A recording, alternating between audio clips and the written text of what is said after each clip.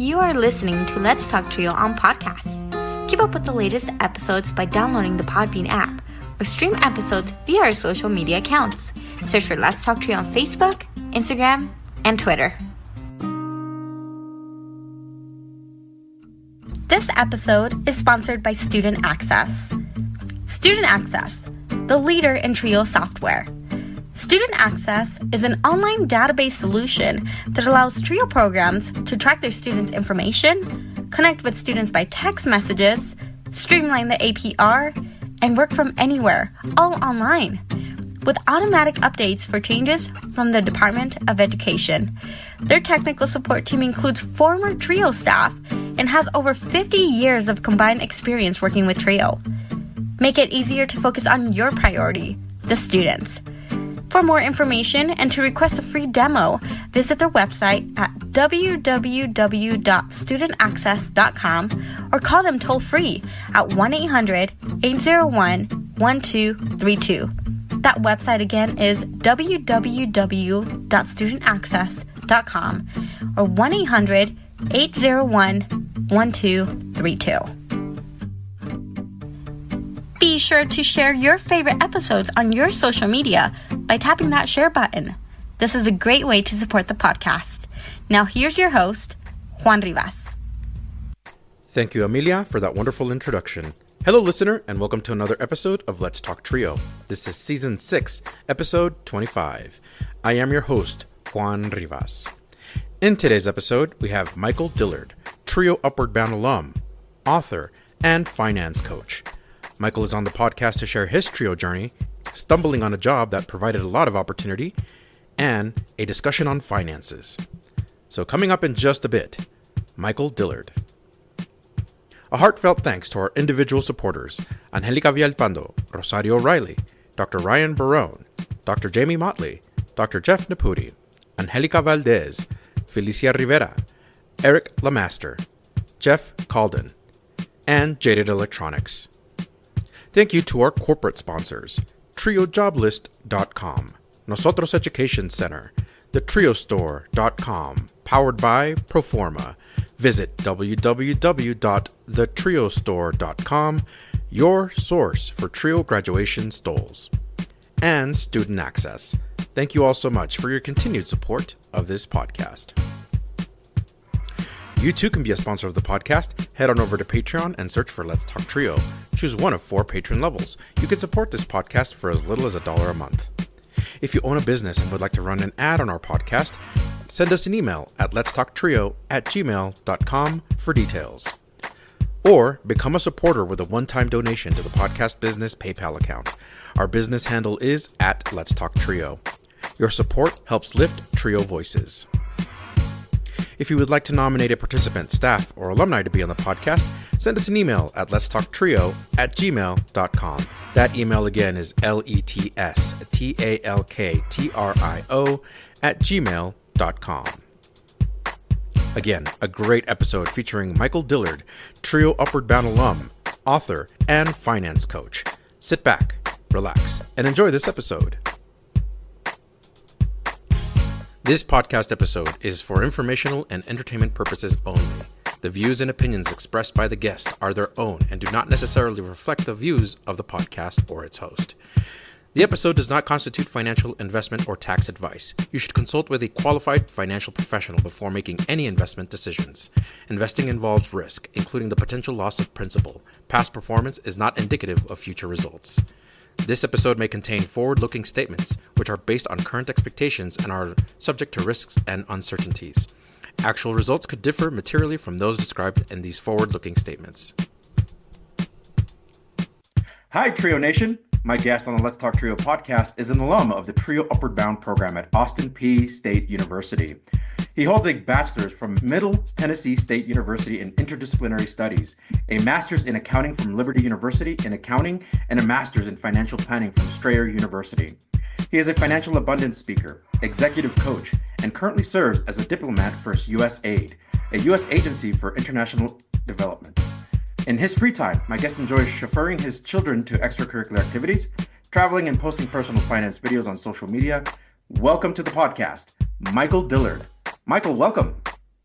Thank you, Juan, for having me on Let's Talk Trio. It is something that I am so excited about. I've been listening to your prior episodes, very impactful. Thank you for what you're doing for Thank you, sir. students and the community.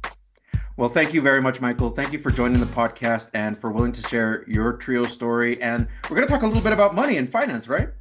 Oh, yeah, money, finance, right? That's what the world likes. That's what makes the world go round. So, how are things going on your end?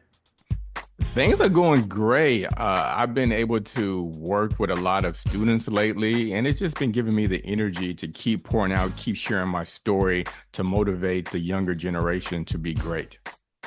Awesome. I'm going to kind of start going on the reflection questions. What is something that you learned about yourself in 2024? What I learned about myself in 2024, something that surprised me. I was speaking at the Big Idea conference, and I told my story of being resilient, growing up in poverty, taking one step back, take two steps forward when I got out of college, being unemployed, and then accidentally becoming a U.S. diplomat. When I got off the stage, people were like, wow, Michael, that story of resilience is so impactful. You need to keep sharing it to inspire others who are thinking that they're going to face a permanent setback, not realizing that in life we all go through a test so that we can have a testimony. Absolutely. How were you introduced to personal development and personal finance? Was this something you were fascinated with or you automatically liked? I stumbled into it after people kept coming up to me and be like, wow, how did you do that? Michael, like, how did you overcome the obstacles of poverty? Michael, how Mm-hmm. did you take one step back and to go two steps forward? What I mean by that, Juan, is that when I was young, young 15-year-old boy, right? And if you were my neighbor, you would have saw me in the summer, August, hot, 100 degrees outside, run to my mailbox, reach in and pull out an envelope and then run back into the house. Then Mm-hmm. my mom and my brothers would have ran out the house, jumped into that 1979 sky blue Oldsmobile, 5 miles per gallon having car. Now you're Mm-hmm. like, what's going on? So you jump in the car, Juan, and you put your seatbelt on. My mom puts that car in reverse. Bam, we back out, put it in drive. Now imagine we're going down the street, right? We are excited. Then we Mm-hmm. pull up, we get out, and we're jumping for joy. You look up, Juan, you're like, the grocery store? We at the grocery store? Yeah. The envelope had $200 worth of food stamps, and that determined whether we were broke or Mm. starving. We were broke, but still living. In Mm-hmm. class, my stomach would rumble when we had no food. But then when those food stamps hit, I was able to concentrate in school. So that Mm-hmm. experience of overcoming poverty, and when I got my MBA in personal finance, I started to realize that a lot of times people make bad financial decisions due to a lack of financial literacy. So Mm-hmm. my goal is to help change the generation so that they can have a nice, prosperous future. I like how you worded that is your goal. I feel like it's a very long-term goal. So what is kind of a more of a short-term goal for the remainder of 2024 with the months that we have left? Short-term goal is to work with universities and college trio programs to help them reach their mandate of not leaving one child behind. My goal is to partner with, at least 12 universities so Mm-hmm. that we can change this generation of those who don't have access to education, whose parents never graduated from college, in order to uplift those who are at the bottom. Mm-hmm. What is something you did this year that made you feel accomplished? Oh, that's a good one. What made me feel accomplished was that taking my children to softball and baseball games, one, that's such an amazing feeling because I've lived out my youth, right? So now I'm older and I'm seeing my kids enjoy playing sports, having fun, competing, overcoming not being able to hit the ball one game to being able to hit the ball the next game and just watching them have fun. It just shows innocent fun. For me as a parent, driving back and forth, trying to shuffle between after school activities, going to church, it was like something that's like an experience where it's like, yes, I'm busy, but it's good busy. Absolutely. Michael, let's take a step back in time. Can you share a little bit about your childhood? What was your family dynamic like? Going back in time, my mom had me when she was 16 years old, and my dad was 17. It was, as you can say, love at first sight, right? They Mm, didn't wait to finish high school, go to college, get that great high paying job, date, buy the house, and then go and select all the baby arrangements to put in the room, decorate it. No, no, no, no. none of They that. they were like, no, Michael needs to come to the world ASAP. So Mm, growing up, my family started off a little behind.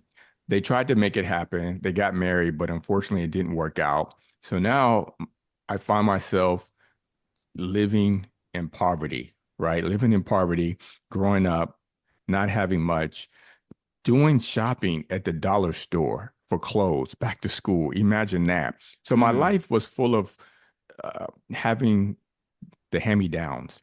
But from a mental perspective, I was strong because I had a great community around me who who supported me, who encouraged me to be great, to keep going forward.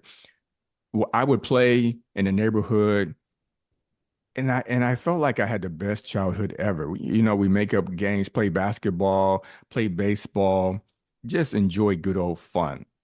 mhm. So my childhood was one of fun, enjoy the day, enjoy the moment, and just keep going. So it was nice, happy childhood. Wonderful. So, growing up, as your family observed you as you were growing up, how would they describe you? Growing up, I was a person that was very respective, right? I respected people's thoughts and rights, and I was always just a little bit curious and goal oriented. If I had a task, I wanted to achieve it in a non-competitive way. I just wanted to learn and to become the best version of myself possible. Hmm. What do you remember most about growing up? What I remember most about growing up is the summertime, man, especially when the water was watermelon season. Oh, that was the best.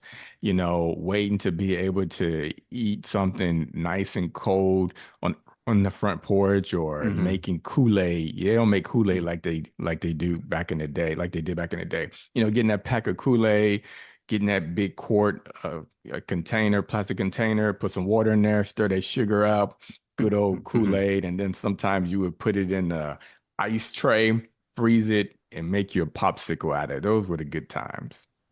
Was education something your family emphasized or valued? Yes, but not to the extent to where I am today. They, as you know, they were young. They dropped out of high school, so they didn't get their high school diploma. They ended up getting their GED and later on pursuing an education long years later. So the goal for me was to finish high school. Just to get a high school diploma, that was going to be considered success. College was not on the map. College was not on the radar. But Mm. Thanks to Upward Bound, they provided me the vision to realize that there's more in the world. If you have education, it will unlock doors that was once closed to many people. And for me, I saw that firsthand as a young boy. Doors were literally locked. But soon as I got my degree, got that bachelor's degree from Middle Tennessee State University, doors became unlocked that was once Wow, locked. that's wonderful. Michael, you were talking about Upward Bound and how that made a difference.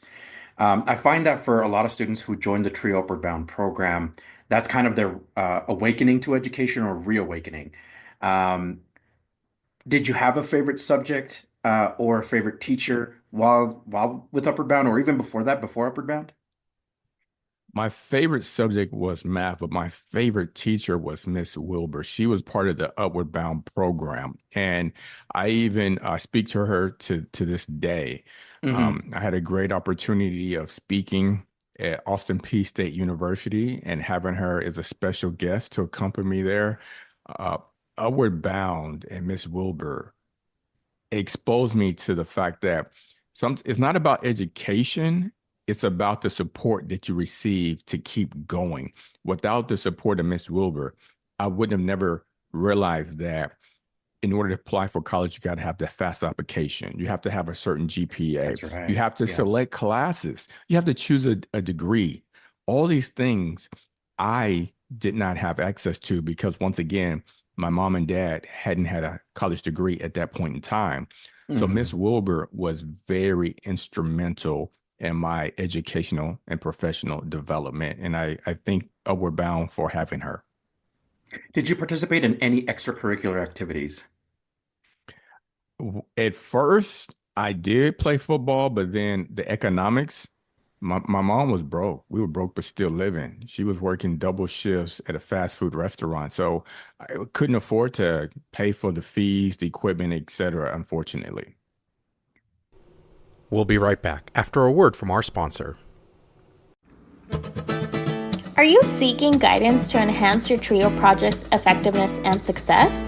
Look no further. Nosotros Education Center, NEC, is here to empower your TRIO project with expert consulting services. NEC's mission is to promote the effectiveness and impact of TRIO programs. Since 2003, NEC has specialized in providing professional development and in-service staff trainings, allowable cost services, for TRIO projects across the country.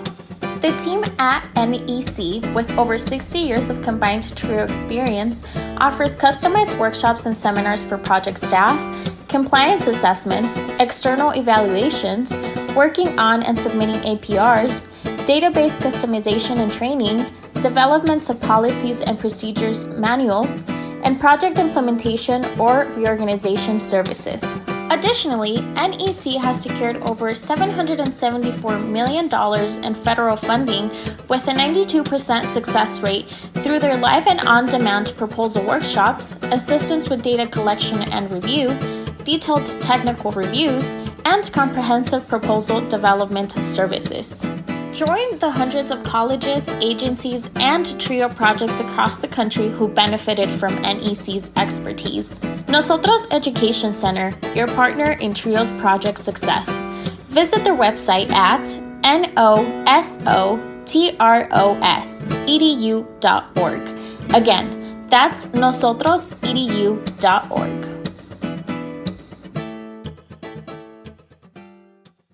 And now, back to the podcast. What do you remember most about your time in elementary and middle school years?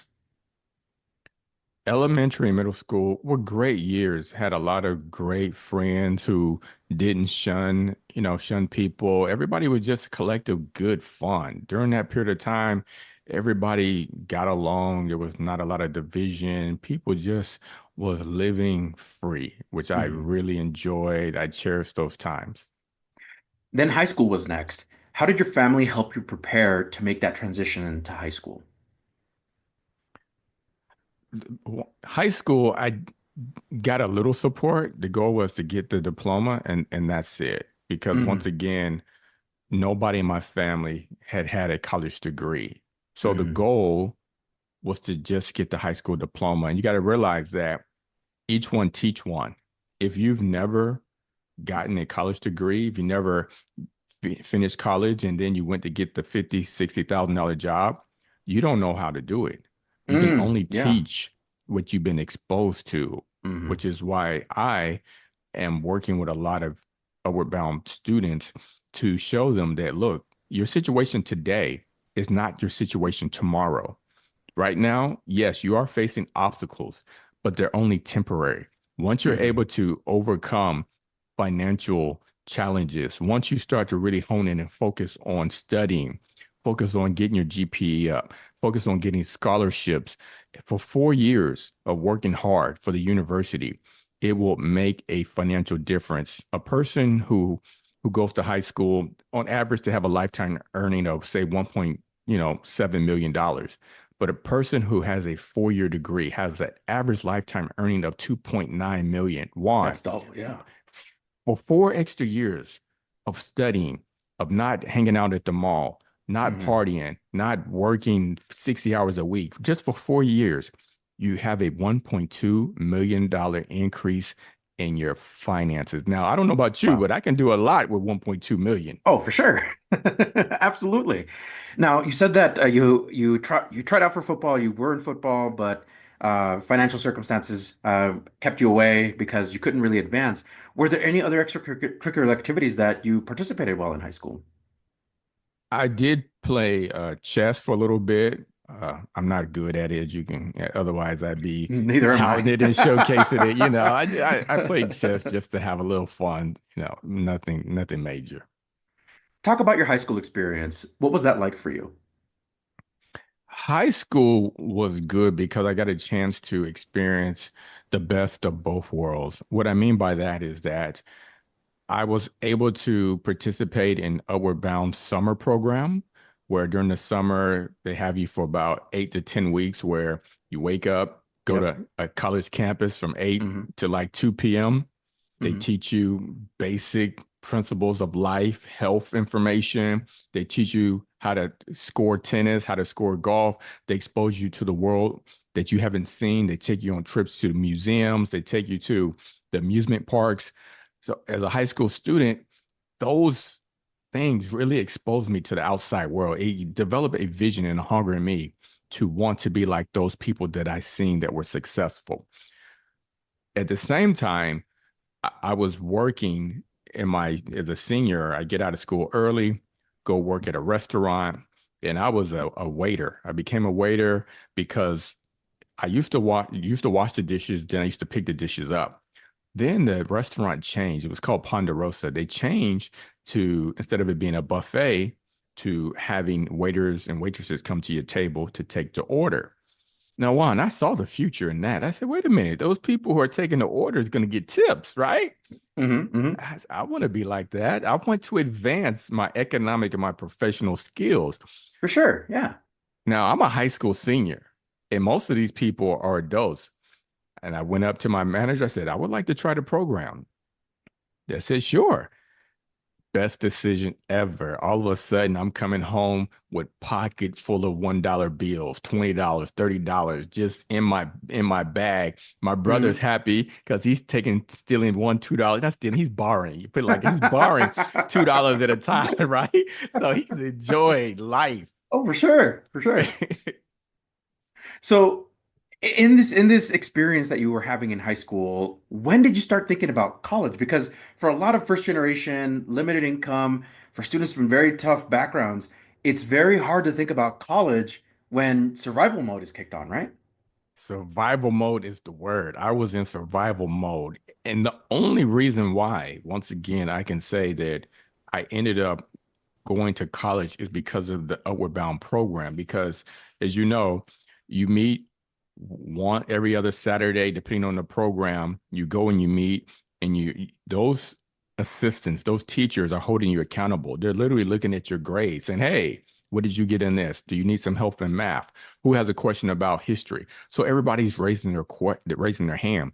And when you're in an environment where somebody's looking to help you, you're able to become vulnerable. Hmm. Seeing that others were having the same struggle that I had encouraged me to ask for help. Then when I went to Upward Bound program during the summer, it continued to expose me to being on a college campus. But the most important factor, Juan, was they gave you those forms to apply for college.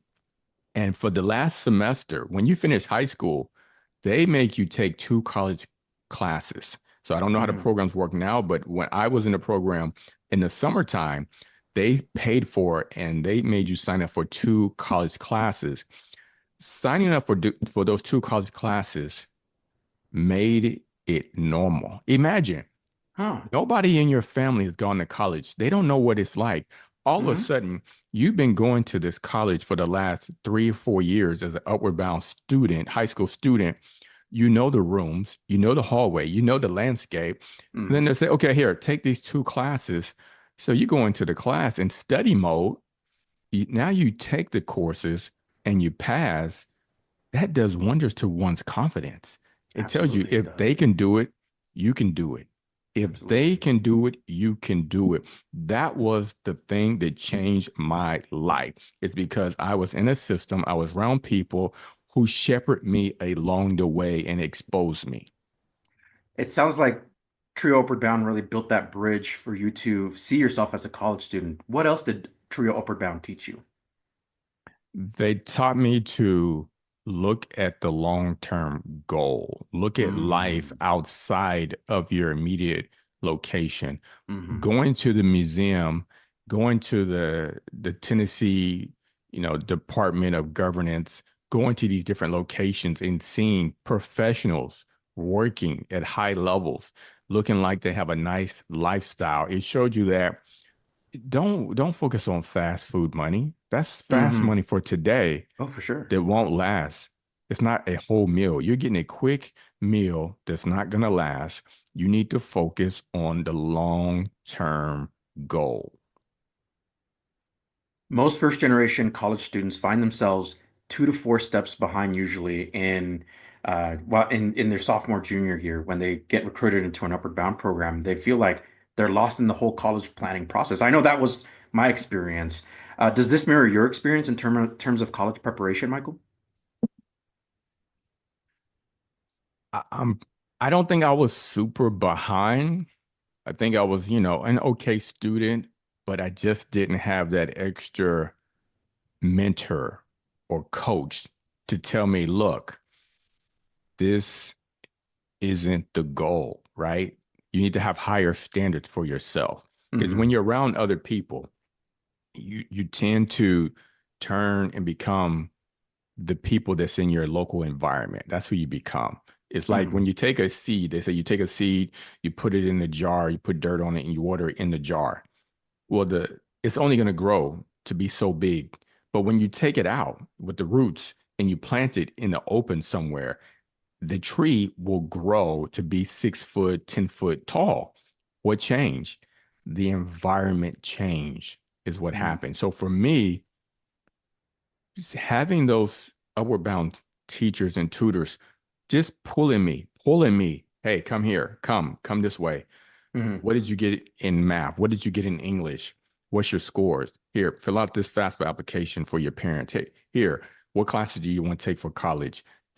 Pulling me along the way and showing emotional support, right? You can have an Absolutely, yeah. emotional support of understanding that my stomach is growling, right? Because I haven't eaten, that my clothes might be a little raggedy because I can't afford the latest and greatest. But mentally, I'm here. What is one of your favorite memories of Trio Upward Bound participating in that program? I have two. I went to the Capitol one time and we met a celebrity, Oh, and a celebrity who played the bailiff on Andy Griffin's show. I forgot his mm. name. He played the bailiff on the Andy Griffin show. Maybe one of your listeners out there can, respond and type in the name of the bailiff. And I saw him and I was like, wow, wow, this is amazing to be able to see someone. And then the other one was going to Six Flags. That was a Mm. great experience. Going to Six Flags as a child, what a wonderful experience. It was great. Just and seeing another city, right? Because when you travel, you're in the bus with people, you're traveling, you're having fun, you're talking about Mhm. the latest songs, but you're bonding and you're collaborating with others who have similar experiences as you. Absolutely. How did Trio Upward Bound prepare you for entering college? Now, I know you were already kind of talking about how they were pulling you in directions that guided you to the college process or to begin, right? But how did it prepare you? How did it build that foundation for you? The foundation was built that you have to invest time in the books. You have to study. Oh, so If true. you what you put in is what you get out, and they emphasize grades, grades, study, ask questions, use your resources that's available. If you don't know, ask somebody. You decided to attend Middle Tennessee State University. What drew you to this college? What drew me to Middle Tennessee State University is that at first, after I did 4 years in the Army, so took those two classes at Austin Peay State University. Then I was chasing the money because I was broke but still living. So I joined the Army so that I can get a skill and money to help pay for college. Fast forward, did my 4 years in the military, and I'm back on the same factory floor as people I left. And I said to myself, Hmm. wow, people are still in the same situation that I once was in 4 years ago. But my life changed because there was a job announcement for a person that had experience being able to read the electronics, to be able to work with electricity, to be able to solder wires. Guess who just so happened to go into the Army and have that same experience? It was Michael Dillard. So now I get a 50% pay increase because of the knowledge that I learned. In addition, I was able to study for college while I'm at work. Hmm. After studying and working at Frigidaire, I decided to save up money and just study full time. So I saw that Middle Tennessee State University had a great program. It had lots of activities. So I decided to move to Murfreesboro, Tennessee to get my degree there. Talk about that college experience. What did you enjoy and what did you learn? I learned that college it's about networking and talking to as many people as possible. You might be working on a project and you need someone to help out. For example, my roommate, he had a cooking show, but he didn't record the footage. He didn't edit the footage. Somebody else did. Somebody that was studying communications edited the footage. Hmm. Somebody else that was studying communications recorded the footage. And I realized at that point in time is that everyone has different skills that can come together. That's awesome. You also pursued a master's at a different institution. What was the reason behind that decision? Why did you decide to pursue a master's? When I graduated from Middle Tennessee State University, the six-figure jobs wasn't waiting on me. They wasn't knocking down my door. I was right back at the same job, customer service job. And I realized that I made the mistake of working, and not doing an internship. As a result, I wanted to work at a bank and they said, you don't have the experience. You don't have the experience. So I applied to be an intern working for a bank. Even though I graduated that semester, I applied for the summer internship program. I was accepted into the program, competing with freshman, sophomore college students. Hmm.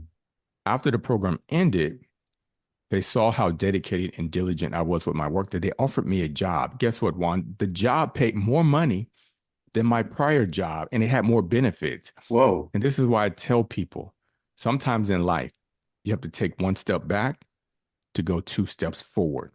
Yeah. I'm working, I have the experience. And then I said, I want to help people. I want to advance my career and I also want to help people in the sphere of personal finance. So I went and got my MBA in personal finance, which Wow. allowed me to transform and get another job where I was working at a Fortune 500 company, working at Dell Computers, working with small and medium businesses. Once again, education, unlocking doors that was once closed. So you now currently serve as a diplomat for USAID. Can you talk to us about that job and how did it come about? How did you land on this job? Yes, in my book, Accidental Success, I talk about how I was unemployed on a Friday, became a U.S. diplomat on a Monday by accident. By You see, accident. by accident, Juan. If you Hmm. look at my childhood, one of someone who grew up below income, poverty, broke but still living, happy to get the $200 food stamps in the mail, to all of a sudden becoming a U.S. diplomat. It was an Hmm. accident. And people say there's no such thing as accident. Well, who could have imagined that Michael Dillard, the boy who was running outside excited for those food stamps, would be where he is today? What happened is I have to take you a little bit further back in my life story. And that's why Please do. I call myself Mr. Resilient, because I've overcome a lot and when I share my story on stages, people are like, Whoa, I'm glad you shared. I'm glad you were vulnerable. So it's going to take me a little while to explain how I became an accidental U.S. diplomat. Remember, I was working at Dell Computers. Life was good. It was so good, Juan, that I got married. We got a house, Hmm. had the nice room for the child, decorated the baby room, and etc. Bam, welcome my first child. Life is great. Hmm. Time to have a second child. Life is going good. And then it's the summer, right? 2008, sometime around then. And then I remember this day like yesterday, Juan. My daughter wanted some ice cream. She said, Daddy, after you drop me off, when you come and pick me up, can we have ice cream? I said, yes, we can have ice cream. I drive into work wearing my flip-flops, shorts, and t-shirt. Because see, when you work in IT, the environment is laid back, right? It's not about what you wear, it's just about what you bring to the table. Right, right, Life right. is good. They bought us lunch so that we can hit our sales numbers. Everybody's happy. Everybody is just in a good mood. Hmm. After lunch, my supervisor taps me on the shoulder, says, Mike, I want to talk to you. I said, okay. Now, Juan, before I tell you what happened, earlier, the professional development bug hit me. It was talking to me in my ear saying, Michael, yes, you have your MBA in personal finance. Yes, you like to talk about stocks, bonds, and investing. But you're in the corporate world now. So in order for you to be great, you need to go back and get your master's in accounting. I said, wait a minute, I'm done. I said, okay, Michael, when you drove into work this morning, did you put a cassette tape in? I said, no, I didn't put a cassette tape in. I put a CD in. Hmm. Okay, Michael, when you was watching the movie last night, did you put in a beta tape? I said, no, I didn't put in a beta VHS tape into the recorder there. I put a DVD in. I said, okay, Michael, do you really think people are going to still pay $2,000 for a personal computer 5 years from now, 10 years from Hmm. now? Hmm. I said, you got a point. So I listened to the personal development bug. One, I went back and got my master's in accounting. Okay. Hmm. So I'm feeling good. I just finished my master's in accounting. I'm ready to climb the corporate ladder. Hmm. So now my supervisor taps me on the shoulder. She says, Michael, we're going to have to let you go. What? One, my wife is pregnant and Oh, they got to let me go. that's not the words you want to hear. Not the words you want to hear. So I'm driving back to pick my daughter up, and it's 90 degrees outside. Pull up. I talked to the director. I said, "Look, just got laid off. I can't afford to be paying the $220 per week daycare expenses. I'm gonna have to disenroll her." Pick my daughter up. She's excited to see me. Ooh, daddy, daddy, ice cream, ice cream. Yeah. She doesn't know what I'm going through, so I'm smiling like, "Yes, let's go get the ice cream." Pull up, Hmm. get the ice cream. Then the next day, I started applying for unemployment one. To my surprise, now I'm making good money. I'm making good money. Hmm. They tell me, congratulations, you get the max amount of unemployment per week. You get $200. Oh, 200. $200. Ouch. Yeah. That's not a lot of money, Juan. Especially when No. you got the house, child on the way. It was about the Not a lot of money. You Yeah, got that that's not a lot of mortgage money. payment. Hmm. So then fortunately, my MBA in personal finance had kicked in. You see, Juan, the reason why I teach financial literacy to young people is that I took advantage of the money that I was putting in my 401k. My employer would match 100% of what I put in up to 5%. That's a So if really I good was putting benefit. in, yes. So if I put in $400 a month, they would put in $400 a month. That's a 100% return on your money, instant Hmm. return on your money. Not to talk about how compound interest works. Einstein said compound interest is one of the eighth wonders of the world. He who understands it earns it. He who doesn't pays it. Now, I like to switch it and switch it instead of saying it. Let's say money. Hmm. He who understands money earns money. He who doesn't pays money. You see, Hmm. compound interest literally can change your life. And that's what happened for me and my family, Juan. I was putting money in my 401k and it was growing. It was growing. Hmm. So that $200 a week in unemployment check, yes, it was not enough, but I had put money in my 401k for my retirement. Unfortunately, I had to tap into it because I was facing a temporary setback. Hmm. Month one, no job. Month two, no job. Month three, no job. Then I got an interview to go and be an assistant store manager in the mall. Hmm. I'm excited. My wife is looking at me like, no, no, no, no. You can't take that job. You cannot take the job. So she's Now, telling you, don't take this job. she's saying, don't take the job. Michael, there's something better for you. There is something that's greater for you in the future that's coming your way. Hmm. Now, Juan, I'm thinking about those bills that's coming every Yeah, day. that is in the back of your mind. Absolutely. It's you got to pay for them, right? Gotta pay for them. And the baby is coming, right? The baby's coming. There's no time to kind of think about long term at this moment. What can I do right now to make it from month to the next month to the next month? Exactly. I'm in survival mode, like you said earlier. I'm in survival mode. I go to the interview. My wife wants to come. So she's walking around the mall, hoping that I don't get the job while I'm in there interviewing, trying to get the job. Yeah.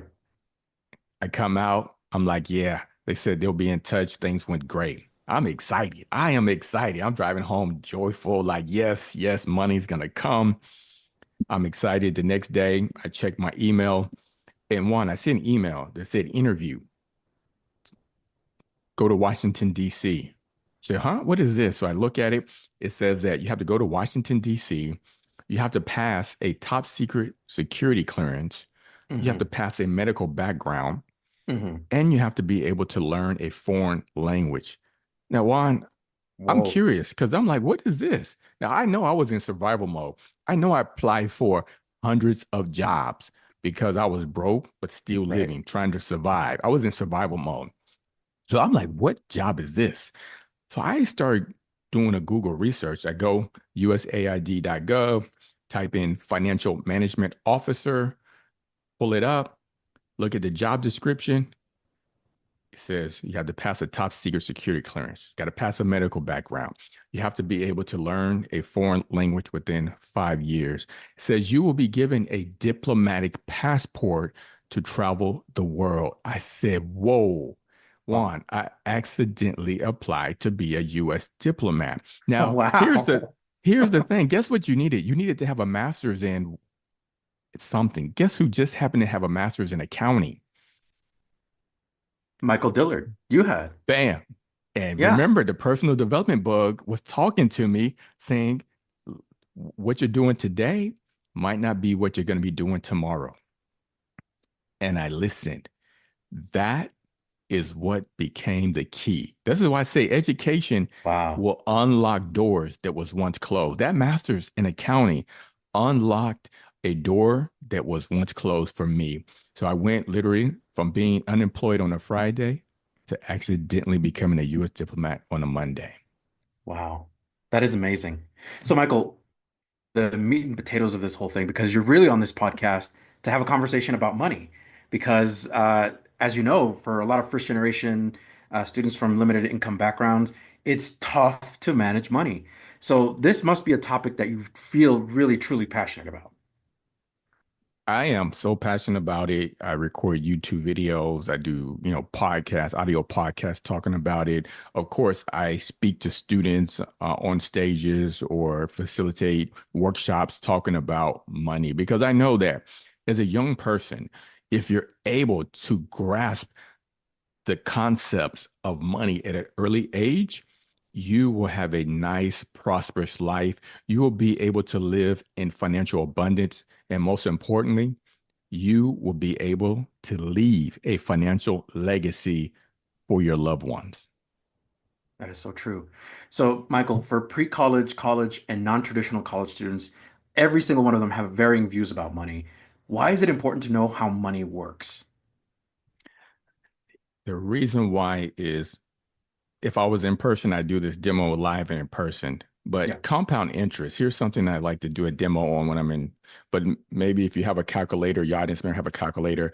What you want to do is you take 72, okay? And it's called the rule of 72. Take 72 divided by your average rate of return of your investment.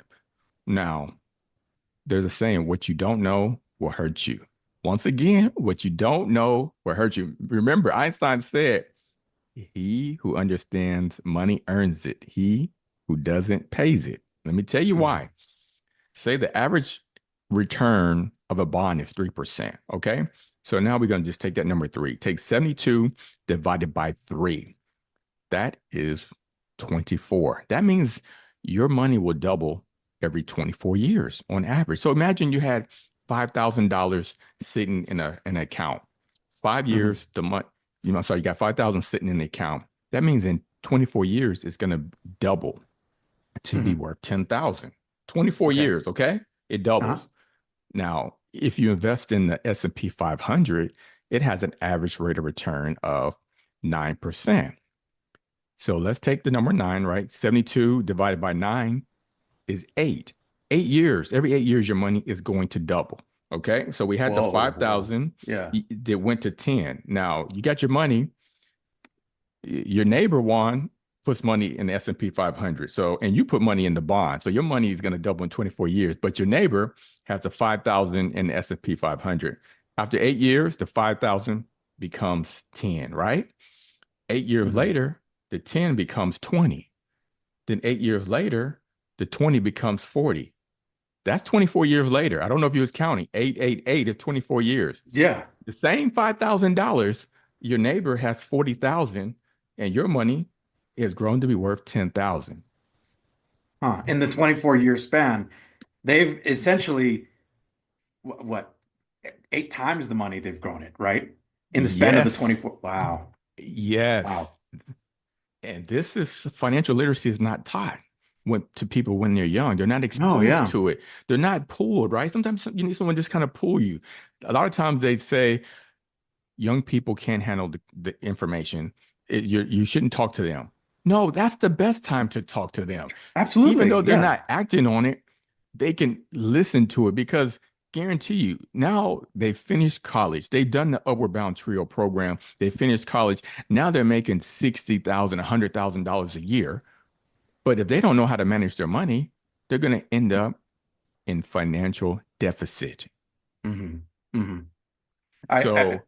Go ahead. Go for it. So this is why I break down different financial lessons at different levels. I have a program that I teach the 5 fundamentals to having financial abundance. Number 1, you have the life insurance. Number 2, you got to get the free 401k match. Number 3, pay off high interest debt. Number 4, get the tax savings, invest in an individual retirement account. And number 5, the most important one, is to open up a child inheritance account for your children. And I can go deeper into them later on. Absolutely. So I was just going to follow up with a statement because as high school students graduate and join either the workforce or go into college, we've always seen, and this is the pattern in the last 30 and 40 years in media, that marketing has really targeted the young population because that's where they find the money, right? And marketing exploits that. And I think your system, your program intends to kind of lift the veil of that to say you don't have to be spenders, you don't have to be the consumers of your entire life. You can pick and choose of how your money can where it can go. And sorry, go ahead. No, definitely. And I know people say, well, it's hard. No, I teach a program that's very basic and automatic. That's the difference. I break it down to the bare bones, simple. That's it, right? Meat and potatoes. What I mean by that is that, like I just gave you the example, Juan, imagine you have $5,000, right? You invested in bonds and your money doubled to be worth 10,000 24 years later. But your neighbor, right? They went to the financial literacy workshop that I had, and they put the 5,000 in the S&P 500. Their money grows to be worth $40,000. Same money, same access. The only difference was the education. Now, if you would have known the difference between investing in a bond and a stock, would you have chosen the stock? Yeah, I would if I would have learned earlier, absolutely. Exactly. And now let's go back in time, right? Imagine when you were 25. If you would have set aside Oh man. $10,000 when you were age 25, and look at how much it would have grown today, right? And then Oof, yeah. we think, yes. Now we didn't even play this out to when you're 50, when you're 60. hmm hmm And I'm glad you said that because, uh, and I'll share this really quickly. With a previous guest, there was a talk about retirement, and for a lot of high school age and college age students, retirement is really an afterthought. For many, retirement is 50 to 60 years away, Michael. So there's really no incentive to think about retirement. Why is it important to talk about it or think about it now? Where shouldn't just students live in the moment? Because, and this is why I like talking to the students, right? It just visualize you got the $5,000 that's in your hand right now. You're holding $5,000 in your hand. You're 25. You can take that $5,000 and you can spend it. Buy hmm whatever you want. Oh, the latest PlayStation, latest game console, car, something down payment for a car. Yeah, Right. Okay. So now you're gonna work till how long? You're gonna work till your age 80, 85 because you have no money. yeah. Wow. Now, I Yeah. don't know about you, but as I get older, the less energy and I'm not as mobile. So imagine being 80 years old trying to survive because you didn't plant any seeds in the ground. You didn't plant a harvest. It's all about planting seeds. If you plant the seed early, you invest early, then those seeds grow, they become a tree, and then you can pluck an apple or an orange off the tree, but you still have oranges and apples to eat from. But if you hmm eat the seed, you don't have anything to eat because nothing is growing. So what I hmm teach is that you don't have to do an all or nothing approach. It's just about putting just a little bit aside because all it takes is a little bit. We did the $5,000 example. Look how it grows over time. Time is your best friend, or time can be your worst enemy. Because if you only let your money compound, say you got the 5,000 and you decide to invest when you're 60 years old, and your money is going to double 8 years. So now your 5,000 will double to become 10 at age 68. But if you would have started at age 20, 5,000 becomes 10, 10,000 becomes 20, 20,000 becomes 40,000, 40,000 becomes 80, 80,000 becomes 160,000. The 160,000 becomes $320,000 won, all because you chose to do what was hard today so that your life can be easy tomorrow. Now, if you Absolutely. do the easy thing today, you will have financial problems later on. And that's what it's all about. It's all about you don't have to put everything under the ground. You don't have to Right. plant all Right. your seeds. You just need a few seeds to grow. Absolutely. And I think that's the mindset for a lot of high school and college students is that they immediately think that it's now you have to put aside all of your money and there's no money for enjoyment. But I'm going to be honest with you, Michael, because investing to me still sounds like a scary word. My employer uses Fidelity, so I always assume like, oh, Fidelity will take care of all my stuff. The money's I'm paying into retirement, they're going to take care of it, right? But how do we demystify terms like bonds, yield, stocks, losses? How do you demystify these terms to students who are unfamiliar with these terms, who are very much shaky about investing, and make it understandable to students? This is why it's very critical for students to have access to a financial literacy course. We are letting people drive cars down the highway at 50, 60, 70 miles per hour. We hmm require them to get a license. We put time and say, you got to learn the rules of the road. hmm hmm But we're not doing that when it comes to money.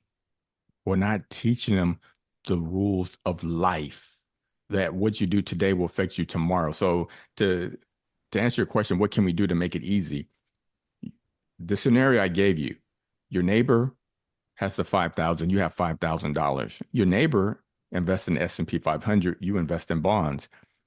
You would have made that same decision had you known, right? Oh, sure, for sure. And you felt the impact of having 20,000 while your neighbor has 40,000. You saw the impact, right? Oh, there's a large gap between myself and the neighbor. The large gap. Now, if I am speaking to your students in person and they have money in their hand and they see that money double, that's a visual impact that's going to change them forever. They're going to go back and remember that moment. They Hmm. will Hmm. remember the moment. So that's what I do. When I'm in front of students, I make it as real as possible to show them, yes, a bond and a stock. Now, there's also some more, definitions that go along the way, but I'm constantly showing them how it affects them in their life today. Also, let's talk about life insurance. Right now, you have life insurance as your employer. I say, great. You have life insurance. No one's talking to you about life insurance today. But tomorrow, when you're age 60, where are you going to have life insurance? If you're retired, where's your life insurance coming from? Because you don't work for the company no more. You decide to work for yourself. You retire, you quit. So you got to think about that today. This is why I tell young people, buy life insurance like you buy your car insurance. Now, some of you all have health insurance, you got dental insurance, and you even have phone insurance just in case you drop your phone. Huh? Talk That's to me. true. That's true. iPhones and Yes. the droid, they need to be protected, right? We want to be sure that we can replace it. You want to replace it, but you don't have income insurance. One, I call it income insurance. Ah. Imagine you're married, you have a Mm, partner, whatever. You're making mhm. 50,000, the other person's making 50. So you have a household income of $100,000. You have two children, 5 and 8.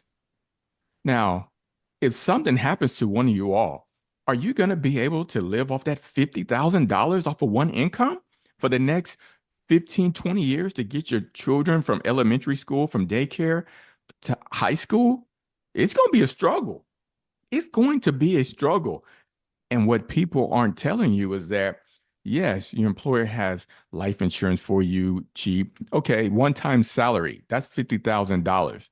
Juan, tell me, will $50,000 last for 10 years? No, I don't. No, I don't think so. Well, it's not. It's barely even gonna last probably 7 months Yeah, no, with all the expenses. it'll burn out so quickly. Absolutely, yeah. Now, imagine if you can buy $500,000 term life insurance for as little as $50 a month. That's it. Hmm. If you're young, good health, for $50 a month, you can buy a $500,000 life insurance policy for 20 or 30 years. So something happens to you or your spouse. Now, tell me, will that $500,000 help you? Absolutely. I would imagine if anything were to happen and I got a benefit of $500,000, it would be an immediate impact, I think.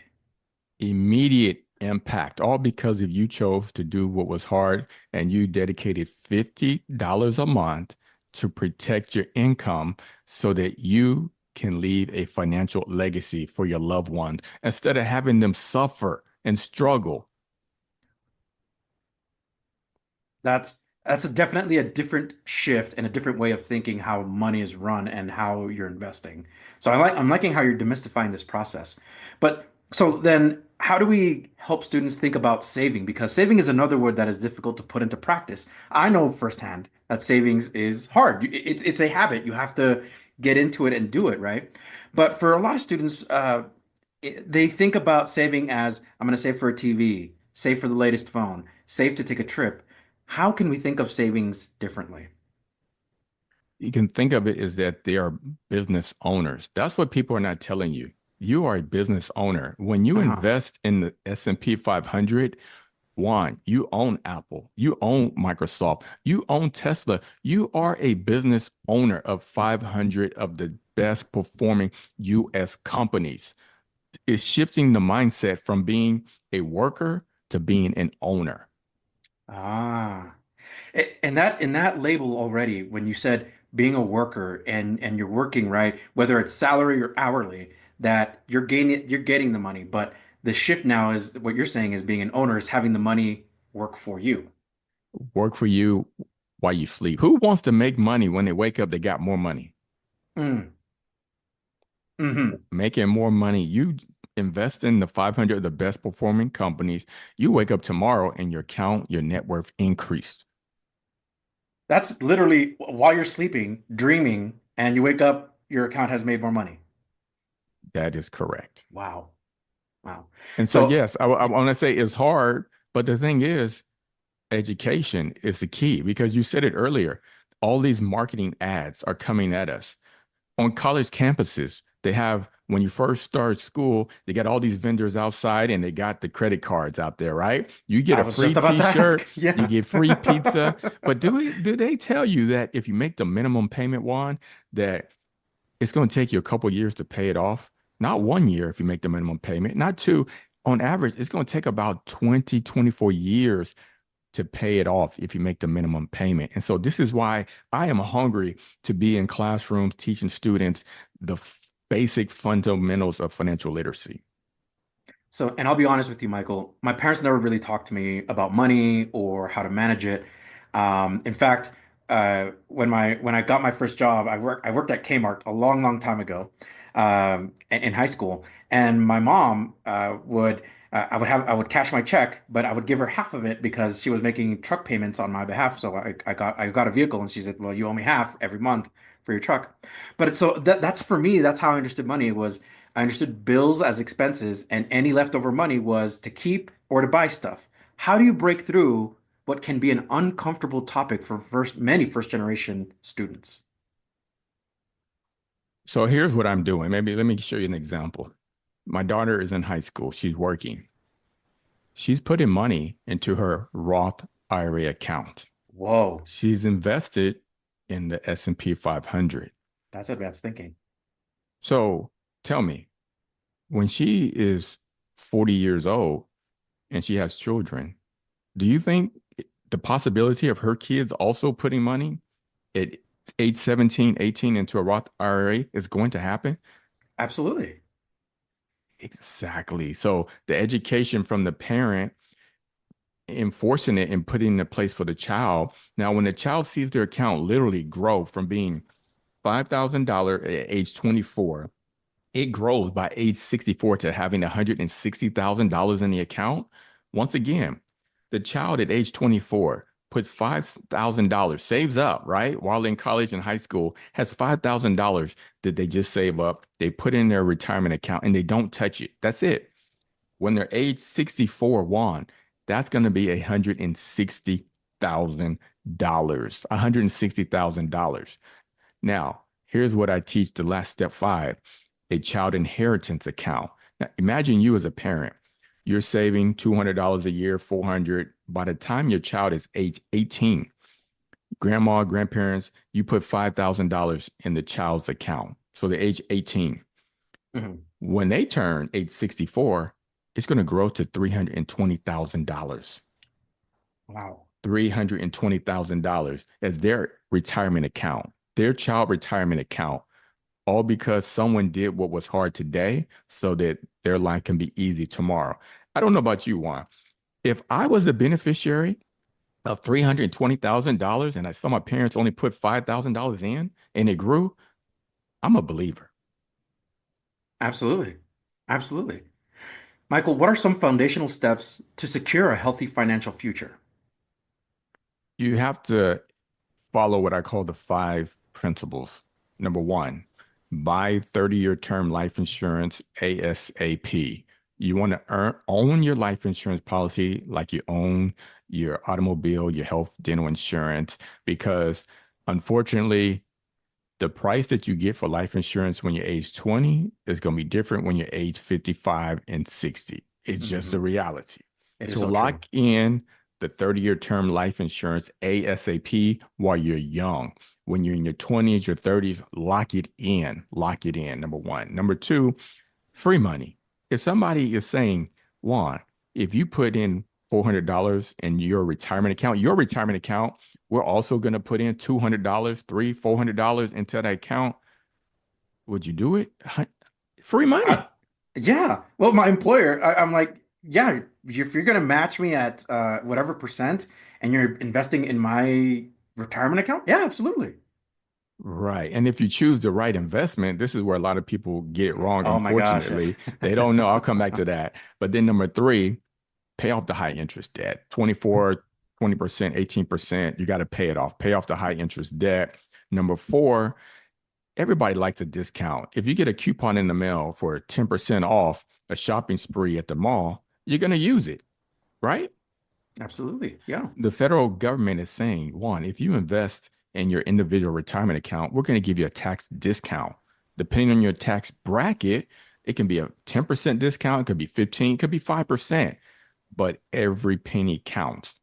That's why you want to put money in your individual retirement account, not a private account, no, in your individual retirement account, because you get the tax discount. And then number five, you open up that child inheritance account for your children along the way, age 1, 2, 3, let it build up to $5,000 so that they can have a $320,000 retirement foundation. That is awesome. In your experience and with your background, what are some common mistakes folks make when it comes to money? A big mistake that is hurting a lot of people is that when I ask them, when I'm coaching them, I said, okay, let's come together, let's talk. What do you have your money invested in? They said, oh, yeah, I have a 401k account. I said, great. What is it invested in? I said, oh, Fidelity or Schwab is handling. I said, oh, for real, really? Or my employer is managing. So I said, your employer wants you to retire today and not keep working. Right? Does your employer really want you? Now you really made me think.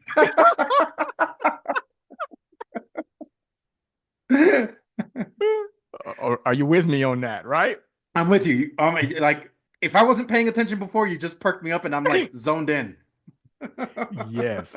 So now, if it's in their best interest to keep that knowledge, right, that they have in you to keep you working, is it really in their best interest to show you how to maximize your retirement options?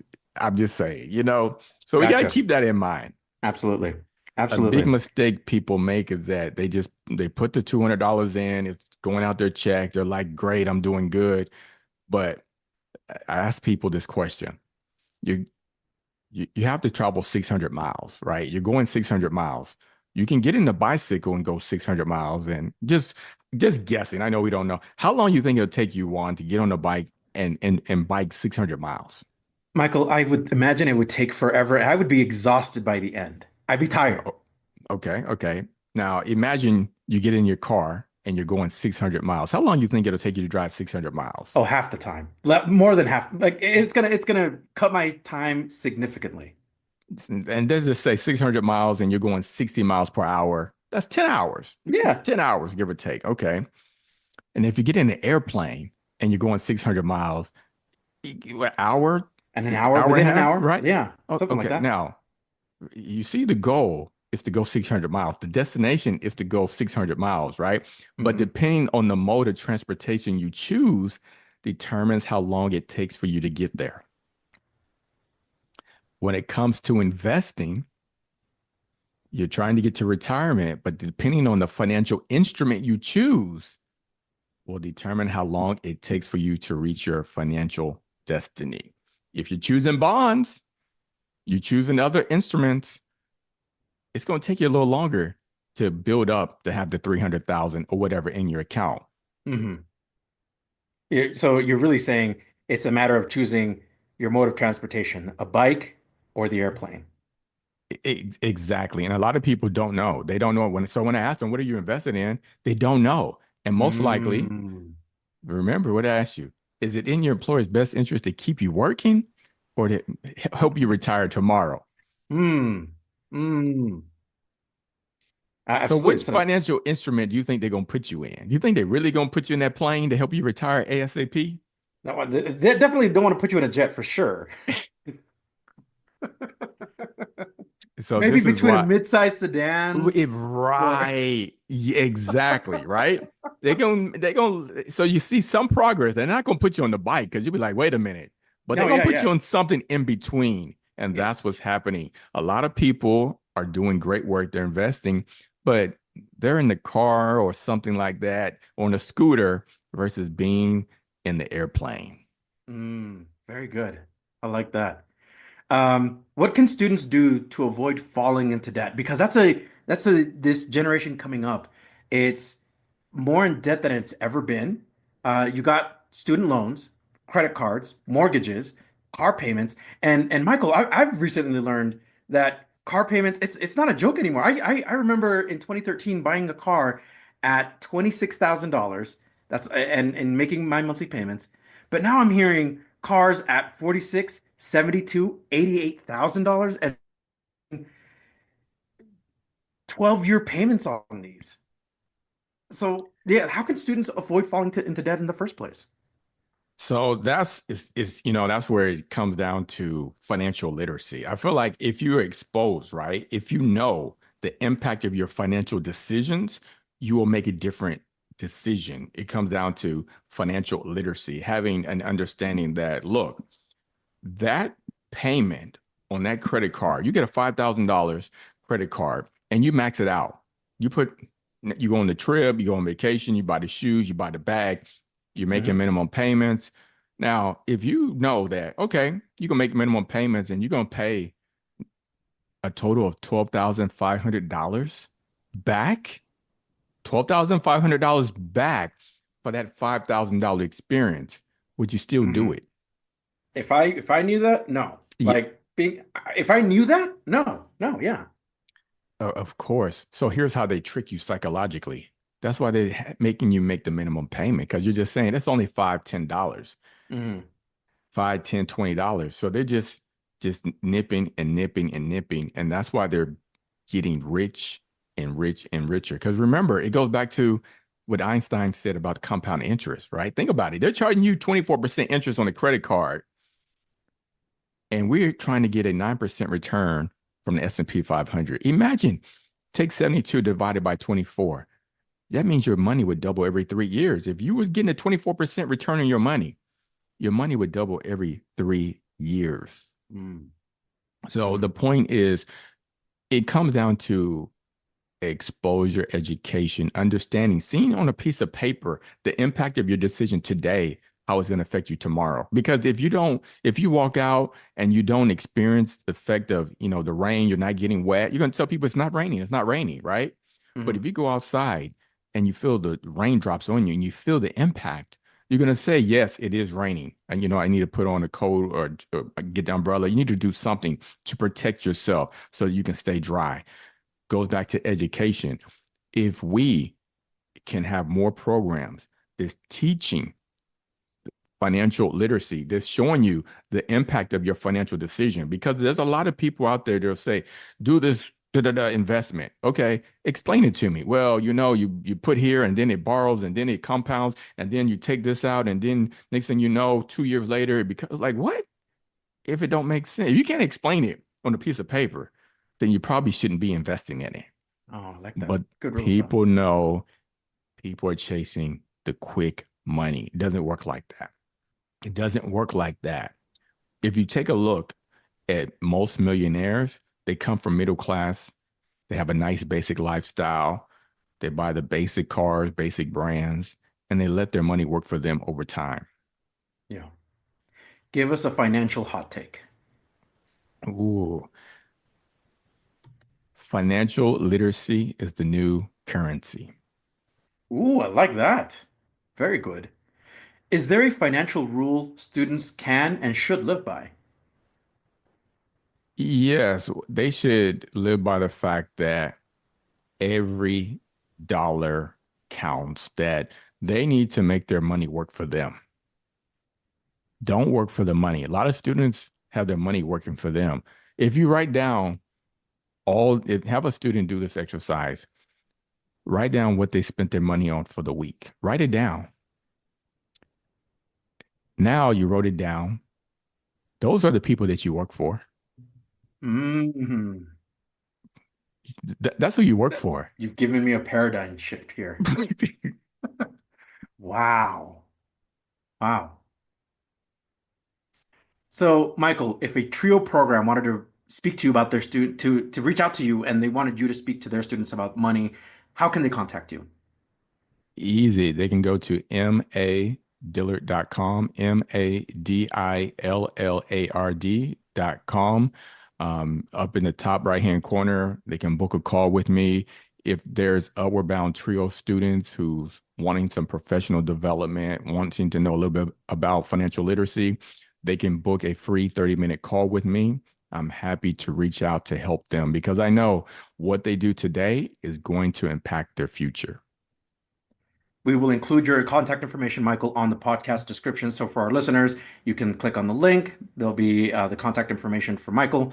Um, Anything else you would like to add in terms of what you offer in your services, Michael? Yeah, I really enjoy speaking to students in person. As you can tell, Juan, I have a lot of examples that I can give, virtually, but 100%. being Yeah. in the room, right? There's so many things in the room that I can show people because we learn through audio and we also learn visually. Absolutely. And I like to capture both. I like to impact students. I like to talk to them and then asking open-ended questions. And so if you don't ask the question, you never know. But having access to people who grew up on food stamps, grew up on poverty, $200 a month in food stamps, shopping at the dollar store for back to school shopping. Like I've been there, done it. I've overcome so many obstacles. There was a time that, I'm like, why? Why is this happening to me? Right. But then I realized in life, you have to have a test in order to have a testimony. Look at how far I've come like that. from where I've been, boiling hot water in order to take a hot bath. I mean, I've been there, done that. So I can relate to some of these students who are just barely living. What advice do you have for the Trio staff members listening to this podcast? For the Trio staff members, I really believe is very, very important for them to have people who've overcome challenges, people who've been a part of the Upward Bound program to come in either virtually or in person to speak to the students. They need to have like mentors or coaches that's working with students along the way, because you can come in today and you can hype people up, say, you're going to make it, you're going to make it. But then next week, they face an obstacle. Who can they turn to? Who can they talk to? If they're able to reach out to somebody who looks like them, somebody that's been in the same situation as them, they're able to develop the motivation and the discipline to keep going so that they too, 8 years later, can come back and help pull another person out of poverty. I love that. Great advice. What about advice that you have for Trio students? For Trio students, I encourage them to do what's hard today. I know it's hard to study. I know it's hard to stay out of trouble. But if you do what's hard today, your life will be $1.2 million richer. That's a lot of money to leave on the table. Going to school, studying is hard. But earning $1.2 million more by going to college and getting a 4-year degree will change your life. Number 2, have a vision. Vision plus action equals success. I like to work with people and I ask them, what is your 1-year vision? Okay, write it down. What's your vision for your life 3 years from now? Write it down. And then 5 years, what's your 5-year plan? Okay, now let's go back to year 1. Say you just want to be able to, have more money. That's your goal. Okay, you want to have more money. Now think of ways in which others have been able to get more money. So they write it down. Okay, of the 10 things, what's one thing, just one thing that you believe in that you can do today? They decide, they choose that one thing. They take action today so that tomorrow when they wake up, they're one step closer to their goal. I like that. I like that. What is something that you are watching, listening to, or reading? This could be music, podcast, books. I'm listening to Dale Carnegie right now. He talks about enjoying life, believing in yourself. A lot of times what I realized, Juan, is that the way the generation has shifted, everything is virtual. Life has changed. So we, as adults and teachers and as educators, we got to change how we interact with our students because Absolutely. they grew up on technology. They don't have a lot of personal interaction, and that's what's needed the most at this point in time. Mental wellness is needed more than ever, is because people are seeing a lot of fake images of people being successful, fake images of people having a worry-free life.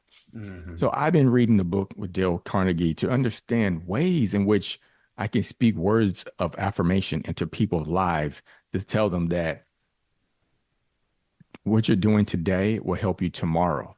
That some things, sometimes you'll go through things, but imagine, do you really want to get on an airplane from a pilot who doesn't have any experience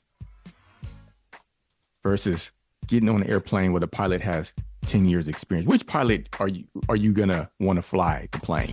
Oh, the one that has more experience, absolutely. The one that has more experience, because they've seen some things in life, right? Right. They've seen some clouds, some storms they had to go through.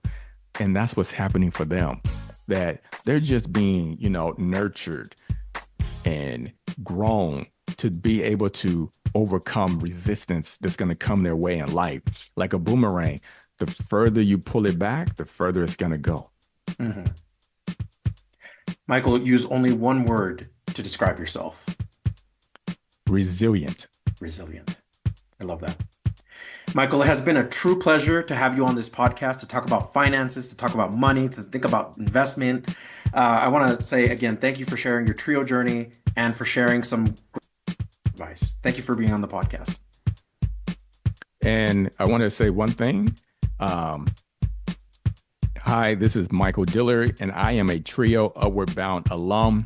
I help students overcome obstacles in life so that they can reach their maximum potential. Trio works.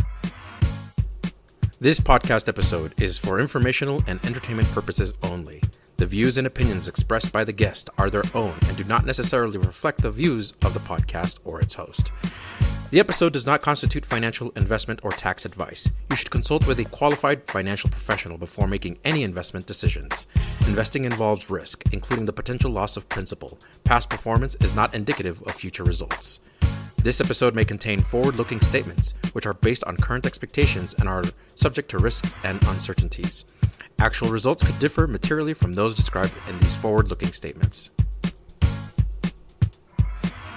Are you a participant, alum, or staff of a TRIO program? Do you want your program highlighted? You or your program could be featured in an upcoming episode of Let's Talk TRIO. Get a hold of us by going to our Facebook page or Instagram and send us a direct message. Search for Let's Talk TRIO. We want to get your story to the public.